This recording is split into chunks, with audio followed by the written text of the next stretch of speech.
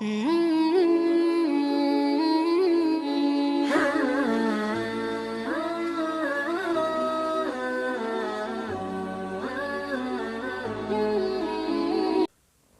الحمد لله حمدا كثيرا طيبا مباركا كما أمر، ونشهد أن لا إله إلا الله وحده لا شريك له، ونشهد أن سيدنا ومولانا محمدا عبده ورسوله.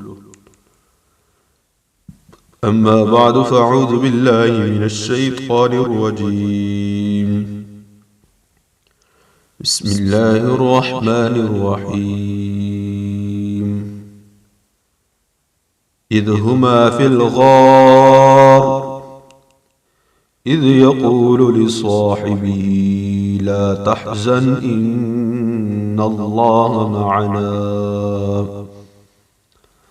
وقال النبي صلى الله عليه وسلم إني أريد دار هجرتكم ذات نخل بين لابتين. آمنت بالله صدق الله العظيم. قدم قدم پہ برکتیں، نفس نفس پہ رحمتیں، قدم قدم پہ برکتیں، نفس نفس پہ رحمتیں. جہاں جہاں سے وہ شفیع عاصیاں گزر گیا، جہاں نظر نہیں پڑی وہاں ہے رات آج تک، وہیں وہیں سحر ہوئی جہاں جہاں گزر گیا. میرے انتہائی قابل قدر معزز سامعین، آپ صلی اللہ علیہ وسلم کا تذکرہ خیر اور آپ صلی اللہ علیہ وسلم کی سیرت کے حوالے سے گفتگو ہو رہی ہے. آپ صلی اللہ علیہ وسلم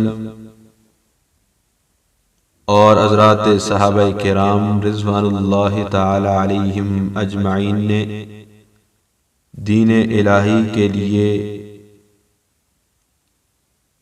آزمائش اور امتحانات پر صبر کیا، مشکلات کا سامنا کیا، مصائب برداشت کیے، استقلال اور استقامت کے ساتھ اللہ کی توحید کو بیان کرتے رہے.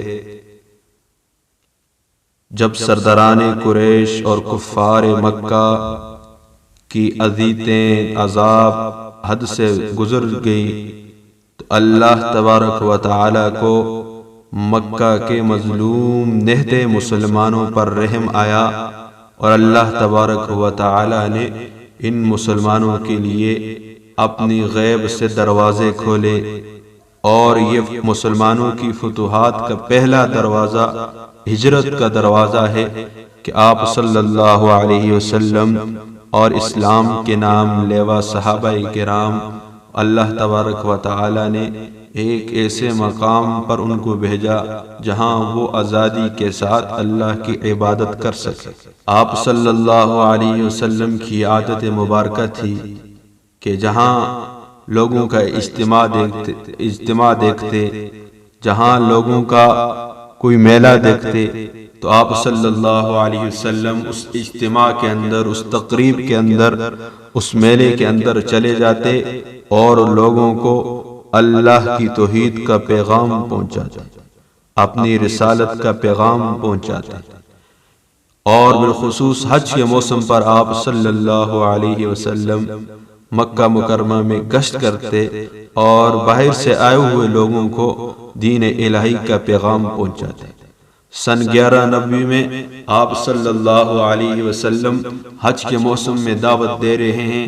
مدینہ سے چند لوگ، 6 لوگ آپ صلی اللہ علیہ وسلم سے ان کی ملاقات ہوتی ہے اور مشرف با اسلام ہوتے ہیں، اسلام میں داخل ہو جاتے ہیں. اور جب یہ 6 لوگ واپس مدینہ منورہ کے اندر آتے ہیں تو آپ صلی اللہ علیہ وسلم کا تذکرہ خیر تمام گھروں کے اندر پہنچ جاتا ہے. کوئی گھر ایسا خالی نہیں رہتا جہاں آپ صلی اللہ علیہ وسلم کا تذکرہ نہ پہنچا ہو. آئندہ سال 12 نبوی کے اندر 12 مدینہ منورہ سے 12 لوگ آپ صلی اللہ علیہ وسلم کی خدمت میں حاضر ہوئے، اور جنہوں نے آپ صلی اللہ علیہ وسلم کے ہاتھ پر بیعت کی، اور یہ بیعت عقبہ اولا قرار دی۔ سن 13 نبوی کے اندر مدینہ منورہ سے 75 لوگ آپ صلی اللہ علیہ وسلم کی خدمت میں حاضر ہوتے ہیں، جن میں 73 مرد اور 2 خواتین شامل تھیں۔ انہوں نے آپ صلی اللہ علیہ وسلم کے ہاتھ پر بیعت کی، اور صرف بیعت نہیں کی بلکہ آپ صلی اللہ علیہ وسلم کی حمایت اور حفاظت کا بھی اعلان کیا۔ حضرت عباس رضی اللہ تعالی عنہ اس وقت اسلام نہیں لائے تھے، لیکن آپ صلی اللہ علیہ وسلم کے سگے چاچا تھے، تو یہ اس بیعت عقبہ جو بیعت عقبہ ثانیہ تھی، جس کے اندر 73 مرد اور 2 خواتین سن 13 نبوی کے اندر ہوئی، اس کے اندر موجود تھے۔ اور انصار مدینہ سے مخاطب ہو کر انہوں نے فرمایا کہ اے انصار، اے مدینہ کے لوگوں، آپ کو معلوم ہے آپ کس چیز پر بیعت کر رہے ہو؟ آپ اس چیز پر بیعت کر رہے ہو، آپ کی یہ جو بیعت ہے یہ اس چیز پر بیعت ہے کہ آپ تمام قبائل عرب سے دشمنی مول رہے ہو، آپ کا مقابلہ تمام عرب کے قبائل سے ہوگا، کہیں ایسا نہ ہو کل آپ جا کر میرے اس بھتیجے کو اکیلے تنے تنہا چھوڑ۔ اگر آپ نے کل ہی میرے اس بیٹے کو، میرے اس بھتیجے کو تنے تنہا چھوڑنا ہے، اکیلا چھوڑنا ہے، تو آپ کی برائے مہربانی آج ہی میں آپ سے یہ استدعا کرتا ہوں، آج ہی میں آپ کے سامنے یہ ہاتھ پھیلاتا ہوں کہ میرے اس بھتیجے کو آج ہی چھوڑ دو۔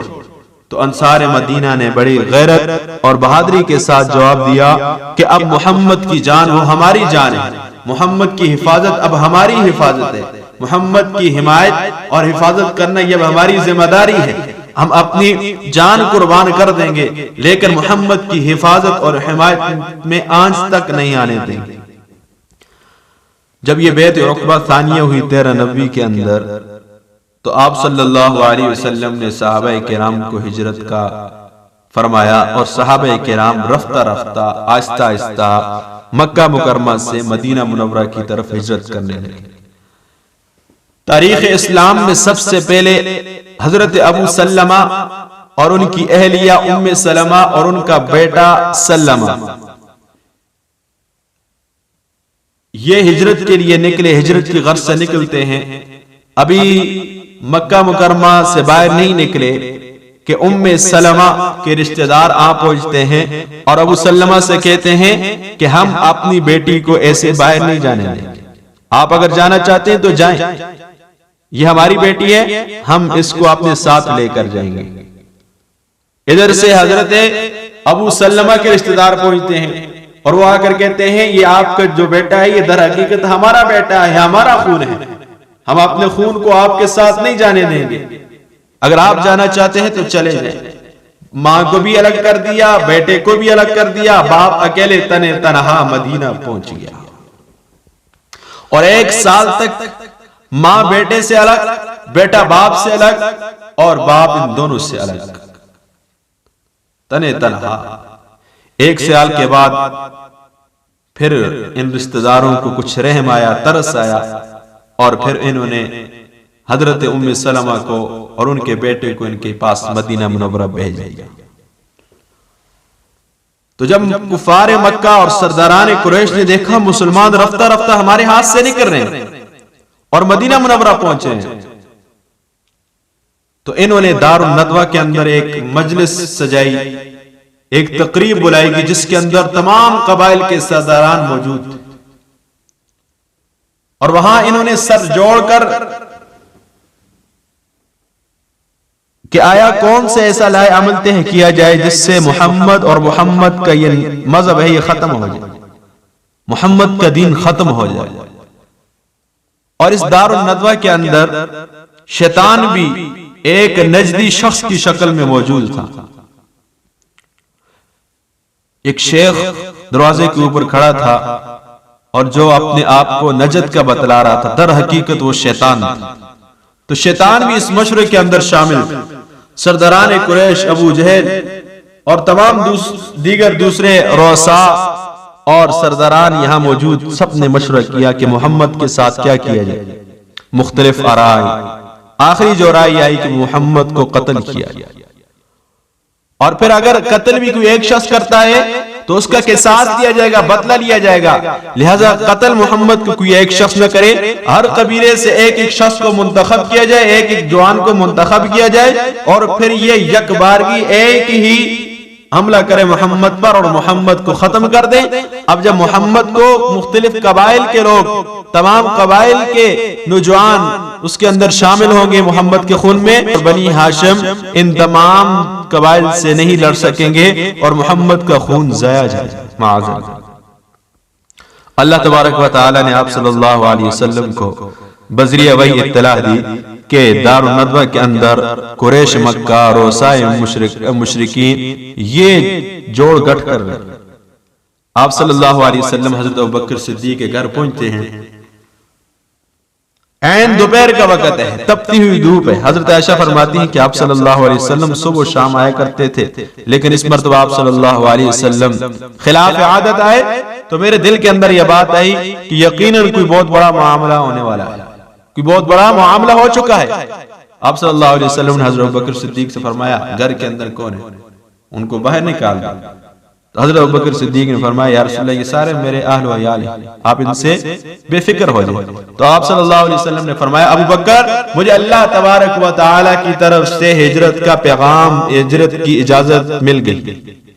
حضرت ابوبکر خوش ہوئے اور آپ صلی اللہ علیہ وسلم سے عرض کیا یا رسول اللہ میں نے اس سفر کے لیے آپ کے لیے بھی اور اپنے لیے 2 اونٹنیاں تیار کی ہوئی ہیں، اور میں آپ کو اونٹنی آپ کو ہدیے میں دینا چاہتا ہوں۔ آپ صلی اللہ علیہ وسلم نے فرمایا نہیں، میں آپ سے اونٹنی ہدیے میں نہیں لیتا ہوں بلکہ میں آپ سے خریدوں گا، اس لیے کہ سفر ہجرت اللہ کے دین کی خاطر اپنے گھر کو چھوڑنا، اپنے وطن کو چھوڑنا، اس سے بڑھ کر اور کیا اعزاز ہو سکتا ہے۔ تو آپ صلی اللہ علیہ وسلم نے حضرت ابوبکر صدیق رضی اللہ تعالی عنہ سے وہ اونٹنی خریدی، اور آپ صلی اللہ علیہ وسلم جس رات مشرکین مکہ نے یہ فیصلہ کیا تھا کہ آج کی رات ہم محمد پر حملہ کریں گے اور محمد کو قتل کر دیں گے، آپ صلی اللہ علیہ وسلم گھر کے اندر آرام فرما رہے ہیں، سو رہے ہیں، اور مشرکین مکہ باہر تلواریں لے کر کھڑے ہوئے ہیں، جو ہی محمد باہر نکلیں گے ہم ان کو قتل کر دیں گے۔ آپ صلی اللہ علیہ وسلم نے حضرت علی رضی اللہ تعالی عنہ کو بلایا اور بلا کر اپنے بستر پر لٹایا، اور امانتیں جو آپ صلی اللہ علیہ وسلم کے پاس مشرکین مکہ کی تھی وہ ان کے پاس رکھوائیں، اور کہا میرے جانے کے بعد یہ تمام امانتیں ان کے مالکوں تک پہنچا جانا۔ حضرت علی آپ صلی اللہ علیہ وسلم کے بستر پر لیٹے اور آپ صلی اللہ علیہ وسلم سورہ یاسین کی تلاوت کرتے ہوئے فَأَخْشَيْنَاهُمْ فَهُمْ لَا يُبْصِرُونَ یہ آیتیں پڑھتے ہوئے مشرکین مکہ تلواریں لے کر کھڑے ہوئے، آنکھیں کھلی ہوئی ہیں، لیکن پھر بھی اللہ تبارک و تعالی نے ان کی بینائی چھین لی اور وہ اندھے ہو گئے، اور آپ صلی اللہ علیہ وسلم ان کی تلواروں کے نیچے سے نکل کر حضرت ابوبکر صدیق کے پاس پہنچ گئے۔ حضرت ابوبکر صدیق رضی اللہ تعالی عنہ کے پاس پہنچے۔ حضرت ابوبکر صدیق آپ صلی اللہ علیہ وسلم کو لے کر غار ثور کے اندر چلے گئے۔ ابھی غار ثور ایک بہت اونچی پہاڑی پر ہے، بہت دور ہے، اور اس کا راستہ بڑا دشوار۔ حضرت ابوبکر صدیق نے آپ صلی اللہ علیہ وسلم کو کندھوں پر اٹھا کر غار کے اندر داخل کروایا، اور ابھی غار کے اندر داخل نہیں ہوئے تھے، آپ صلی اللہ علیہ وسلم کو باہر بٹھایا غار سے اور اندر چلے گئے، غار کو صاف کیا اور جتنے بھی سوراخ تھے وہ بند کیے۔ 3 دن آپ صلی اللہ علیہ وسلم اور حضرت ابوبکر صدیق رضی اللہ تعالی عنہ نے یہاں غار ثور کے اندر گزارے۔ یہاں نکات بیان کرنا ہرگز میرا منشا نہیں ہے، میرا منشا یہ ہے کہ صرف آپ صلی اللہ علیہ وسلم کی مختصر سی سیرت آپ حضرات کے سامنے آ جائے۔ اگر نکات پہ لگ جائیں تو یقین جانیے آپ صلی اللہ علیہ وسلم کی زندگی کا ایک ایک واقعہ ایسا ہے کہ ہزاروں نکات اس کے اوپر بیان کیے جائے، ہزاروں بیانات ہوں، وہ نکات ختم نہیں ہوں۔ اس لیے بہت بڑے نکات ہیں، بہت بڑے، جیسا کہ حضرت ابوبکر صدیق نے تمام غار بند کیے اور ایک غار رہ گیا، وہاں اپنی ایڑی رکھی، سانپ آیا کاٹا، بہت لمبے واقعہ، ان کو نہیں چھوڑا۔ 3 دن وہاں ٹھہرے، اور روزانہ عشاء کے بعد حضرت ابوبکر صدیق کا غلام عامر بن فہیرہ بکریاں چراتا، اور عشاء کے بعد یہ بکریاں وہاں غار کے پاس لے کر جاتا اور دودھ دھو کر آپ صلی اللہ علیہ وسلم کو اور حضرت ابوبکر صدیق کی خدمت میں پیش کرتا۔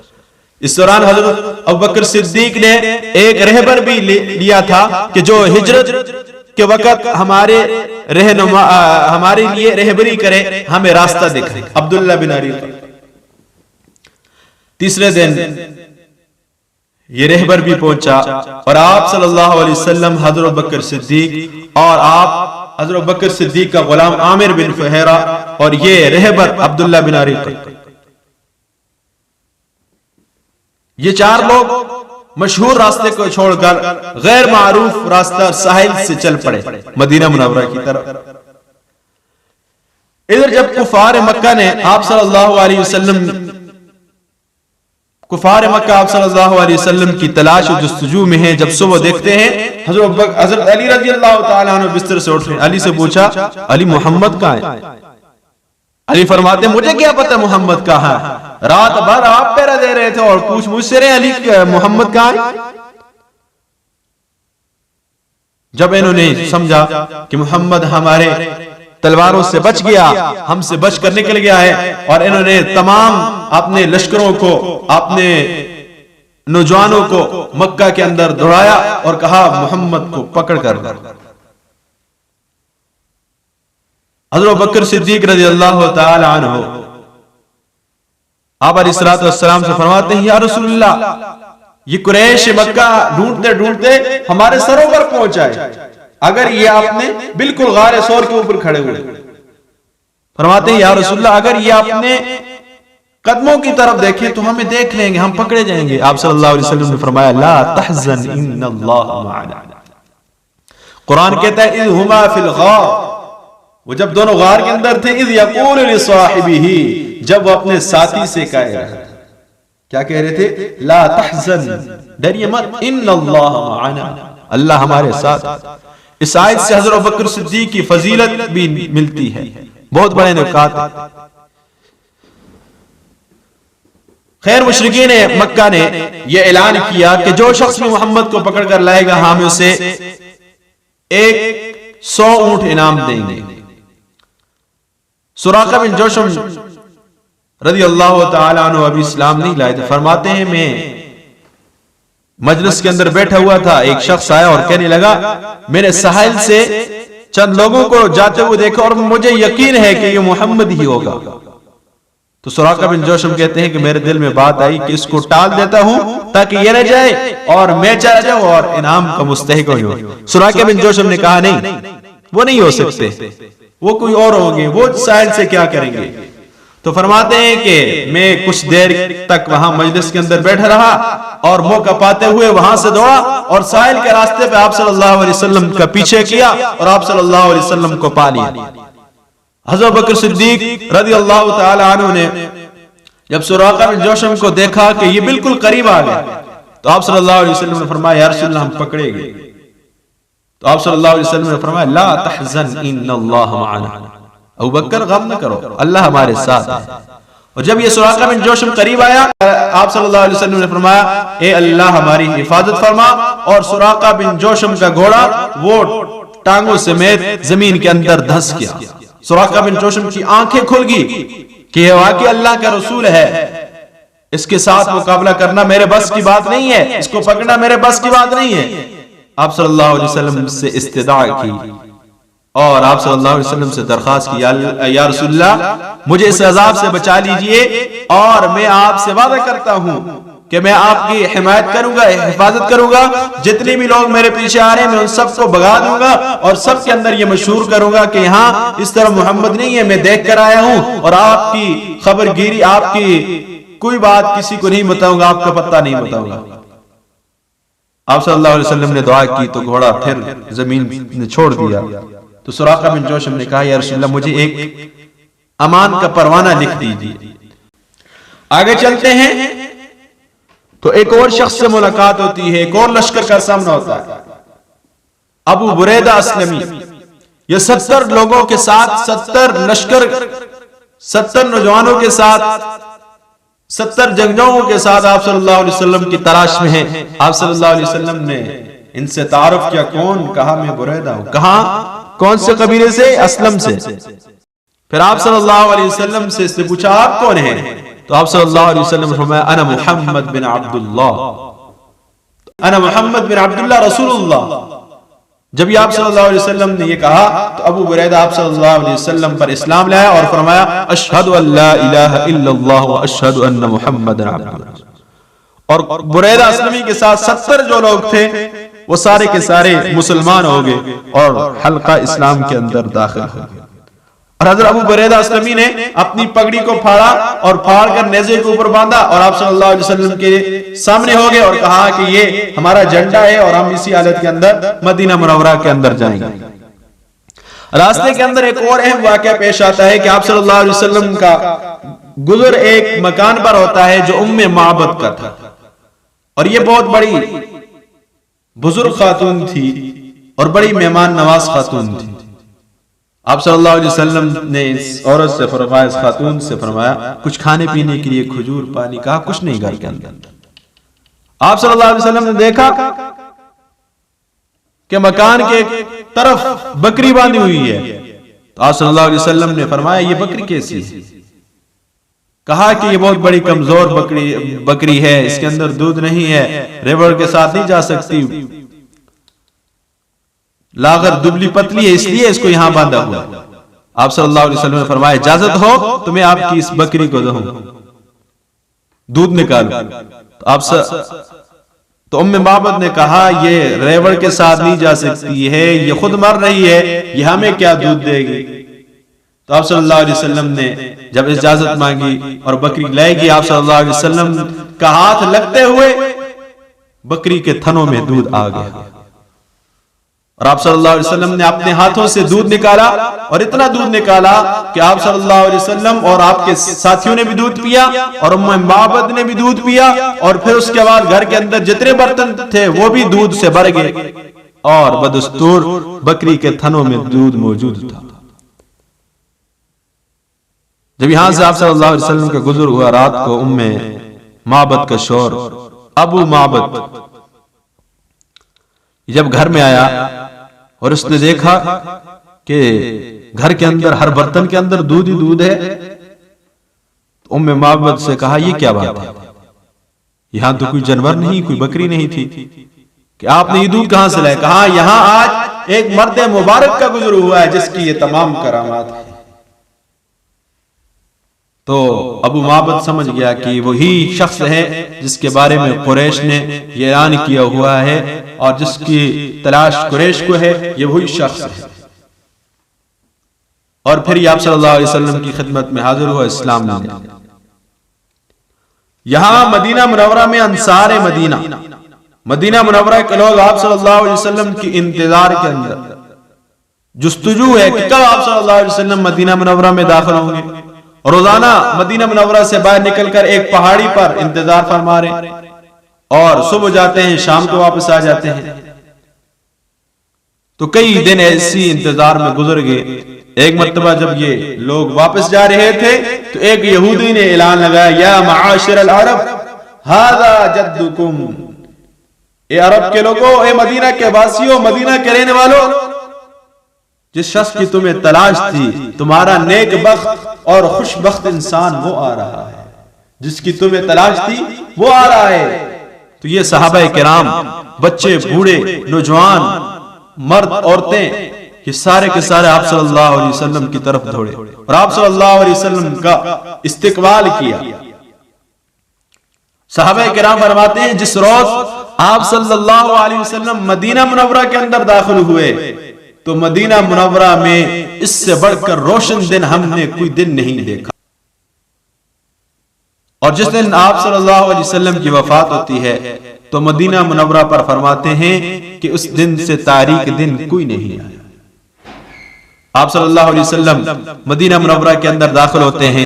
سب سے پہلے مدینہ منورہ کے قریب ہی ایک بستی ہے قبا نامی, اس میں آپ صلی اللہ علیہ وسلم قیام فرماتے ہیں اور وہاں پر مسجد کی تعمیر کرتے ہیں جسے مسجد قبا کہتے ہیں اور اسلامی تاریخ کی یہ سب سے پہلی مسجد, اور وہاں پر یہیں پر آپ صلی اللہ علیہ وسلم نے جمعہ بھی پڑھایا. اور اس مسجد کے بارے میں اللہ تبارک و تعالیٰ کا ارشاد ہے لَمَسْجِدٌ أُسِّسَ عَلَى التَّقْوَى مِنْ أَوَّلِ يَوْمٍ أَحَقُّ أَن تَقُومَ فِيهِ رِجَالٌ يُحِبُّونَ أَن يَتَطَهَّرُوا وَاللَّهُ يُحِبُّ الْمُتَطَهِّرِينَ. انصار مدینہ کی بچیاں گھروں کی چھتوں پر چڑھ کر آپ صلی اللہ علیہ وسلم کا استقبال کر رہی ہیں اور اشعار پڑھ رہی ہیں آپ کی شان میں. طلع البدر علينا من ثنيات الوداع وجب الشكر علينا ما دعا لله داع أيها المبعوث فينا جئت بالأمر المطاع. آپ صلی اللہ علیہ وسلم جب مدینہ منورہ میں داخل ہوتے ہیں ہر شخص کی چھوٹے بڑی کی یہی تمنا ہے کہ رسول اللہ آج ہمارے مہمان بن جائیں, مجھے رسول اللہ کی میزبانی کا شرف حاصل ہو جائے. آپ صلی اللہ علیہ وسلم نے فرمایا میری اونٹنی کی لگام چھوڑ دو, اس لیے یہ اللہ کی طرف سے مامور ہے, اس کو حکم دیا گیا ہے جہاں یہ بیٹھے گی وہی میرا مقام ہوگا. آپ صلی اللہ علیہ وسلم کی اونٹنی مسجد نبی کے مقام پر جا کر بیٹھ جاتی ہے, پھر وہاں سے اٹھتی ہے, اٹھ کر حضرت ابو ایوب انصاری رضی اللہ تعالی عنہ کے مکان کے باہر جا کر بیٹھ جاتی ہے, سامنے بیٹھ جاتی ہے. پھر کچھ دیر کے بعد یہاں سے اٹھتی ہے اور دوبارہ مسجد نبوی کے مقام پر آ کر بیٹھ جاتی ہے, اور اب اونٹنی اپنی گردن زمین پر ڈال دیتی ہے. آپ صلی اللہ علیہ وسلم نیچے اترتے ہیں اور نیچے اتر کر حضرت ابو ایوب انصاری رضی اللہ تعالی عنہ کے مکان میں قیام فرماتے ہیں.